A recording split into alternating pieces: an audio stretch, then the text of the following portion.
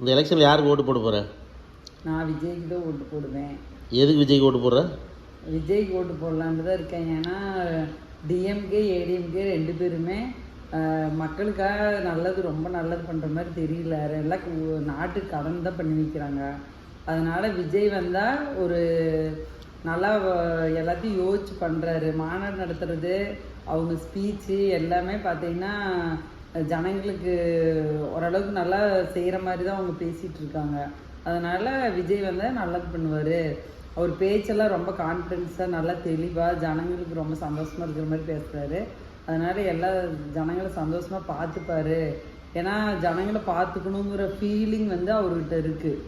ஜனங்களுக்கு நிறைய செய்யணும், ஜனங்களை நல்லபடியாக பார்த்துக்கணும், நம்ம ஜனங்க அப்படிங்கிற மாதிரி அவர் பேசுகிறதுலேயே அவருடைய ஃபீலிங் தெரியுது.